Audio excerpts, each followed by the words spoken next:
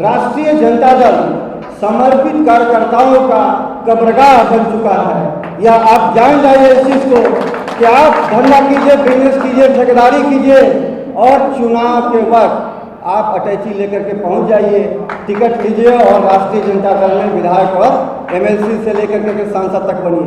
कुछ अपवाद हो सकते हैं, मैं अपवाद की बात नहीं कर रहा हूं, लेकिन ये सत्य है और पूरे बिहार के लोग इस बात को जान रहे हैं। आज के दिन में राष्ट्रीय Janata Dal A to Z party कह करके आजकल अपने प्रचार प्रसार में लगी हुई है, लेकिन ठीक चुनाव के पहले राष्ट्रीय जनता दल के जो आज नेता प्रतिपक्ष तेजस्वी जी हैं, उनका बयान आया चुनाव के पहले कि A to Z क्या है, किस प्रकार से उन्होंने जातीय टिप्पणी किया खुले मन से। ये सब लोगों ने, हम सब लोगों ने देखा।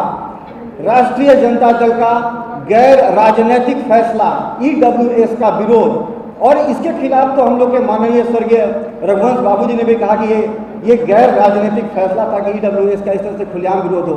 अगर कोई बात होती तो उसके ऊपर आगे चल करके संशोधन की बात हो सकती थी या फिर विचार हो सकता था, लेकिन गैर राजनीतिक फैसला था। और इन सब तमाम चीज़ों की वजह से राष्ट्रीय जनता दल से आम लोगों की दूरी पहले की अपेक्षा बढ़ी है।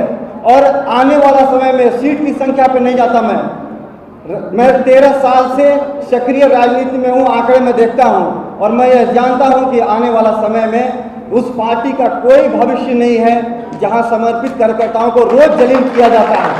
किसी प्रवक्ता ने कहा कि राष्ट्रीय जनता दल से नेता के बेटा के सहारे जदयू, ये बात नहीं है। राष्ट्रीय जनता दल के नेता के सभी बेटा क्यों जदयू की तरफ आ रहे हैं? क्योंकि वह अपने पिता को रोज जलील होते हुए देखते हैं कार्यालयों के अंदर।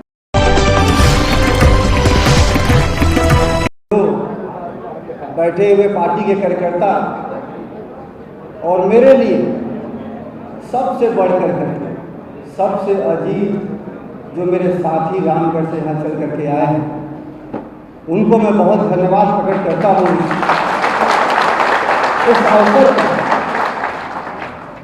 हम सब जानते हैं कि जिस धरती पर खड़े हैं ये सम्राट अशोक की बनाई हुई धरती है और इसका गौरव अगर बिहार में किसी ने पुनः लाया है या भविष्य में इस गौरव को कोई आगे बढ़ा सकता है तो वह माननीय मुख्यमंत्री नीतीश कुमार जी।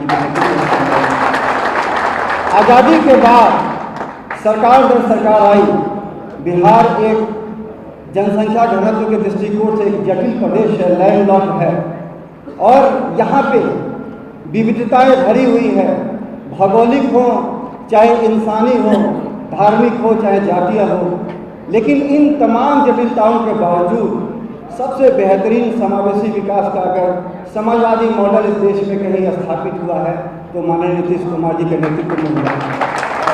साथियों, आज इस अवसर पर मैं ज़्यादा नहीं बोलूँगा, लेकिन बहुत सारे सवाल लोगों के मन में है कि राष्ट्रीय जनता दल छोड़ करके जदयू की तरफ बढ़ने के क्या कारण हैं।